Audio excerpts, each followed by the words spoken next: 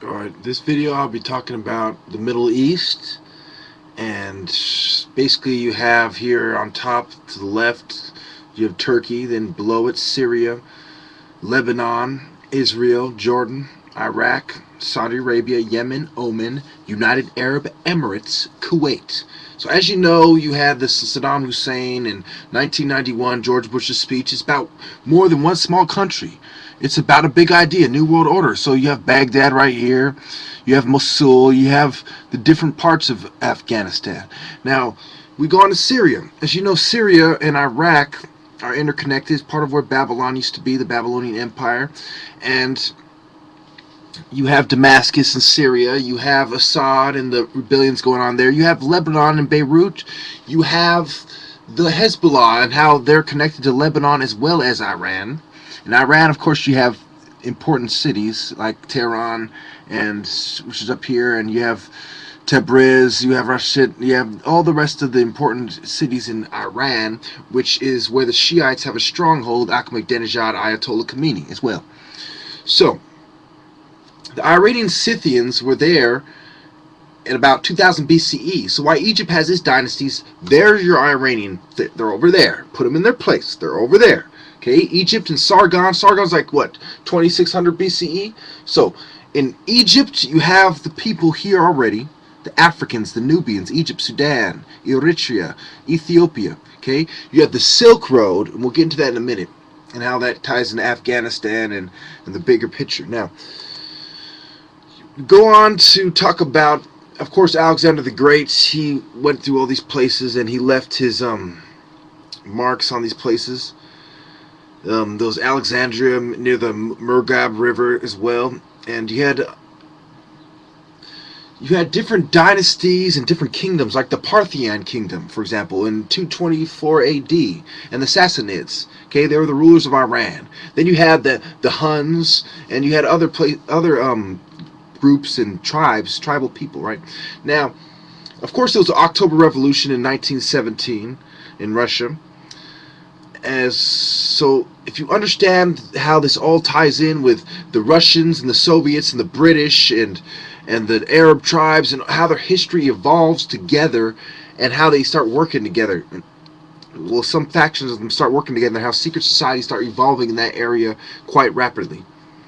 So, when you go back to the earliest evidence in Afghanistan, it goes back to 50,000 BCE. So as you have the Nubians, they're traveling that way, they migrate over there, and then later on everyone else kind of moves in. Now, it's important to note that you have the local dynasties like the Kushans, the Saffarids, the Ghaznavids, you had the Timurids, you had the Mughals, and you had the Greco-Bactrians. Obviously, it has to do with Greece. Now, if we go on to the history of Kazakhstan, we're talking about the steep belts. We're talking about the Karato Mountains, the Caspian and Balkhash areas. Now, this is where the Neanderthals came from, these mountains, and in central Kazakhstan. And as we're talking about the different revolutions that went through there, the different developments you had there. You had copper and metal, of course, were being developed there and refined. And if you go through the history of Afghanistan, you find that Afghanistan, the Taliban came in the 90s, 95. They took over from another Muslim ruler, and they come in. So, if you understand how when the Cold War was going on, and when the Taliban was fighting the Russians, and how this all ties into the Russians forming satellite states, and how trying to maintain their satellite states, and America trying to get a foothold in the region. Okay, you understand how Turkey has its problems with Greece, and they had their skirmishes because of the proximity. And as well as you had Cyprus and the islands like Malta and Crete, and these islands where the people who were bringing their gospels, they brought them this way. And Peter went to Turkey, for example. And if you understand the history and how it ties in together, you have to understand we're going back 50,000 years, okay? The people who became your modern day Iranians had already left Egypt long before the pyramids were being developed and made. So to give them credit doesn't make any sense. For example, the first migrations out to India, 70,000 BCE. You had the migrations to Europe and to Alaska that came later, etc., in Australia. And understand how Neanderthals fit into the picture of Caucasians and why they think they're better, and the racist Caucasians think they're better. And we go on to how we got to where we got today, from the Sassanids and the Huns and Alexander the Great, and how did we get to where we are today?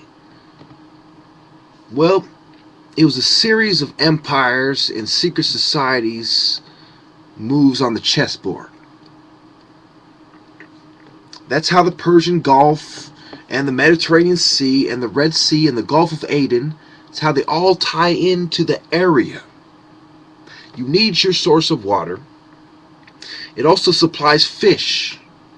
You need your water sources to irrigate, and you need your inundation you need to take advantage of the inundation period of the Nile. You need to use it to water the crops as well as invade and defend from being invaded. So when the Library of Alexandria was located in too close of proximity to the Mediterranean Sea, is part of why it got burned down. Now understand that Turkmenistan and Afghanistan, which are actually not on this map, they're on the top right over here, they're not really in the news. Well, excuse me, Turkmenistan is not really in the news as much as Afghanistan, and Iran wasn't that much in the news when we were invading Iraq.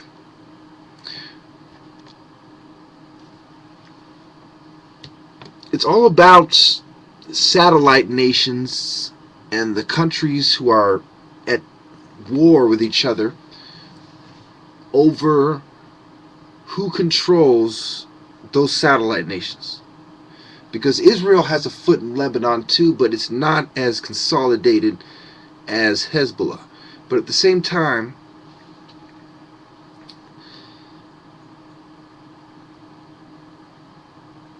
the Zionists run the whole show in a way. So, let's see what time we're at here. Okay, we'll explore a little bit more. Okay, if you look at where Medina is on the map, okay, and where Muhammad, when he was breaking the idols there, and decided that Mecca was the holy ground, then you have their sacred stone and your sacred cube, etc. And if you notice where it is, and you notice where the Jews went, it's in the same area as where Moses put his monuments.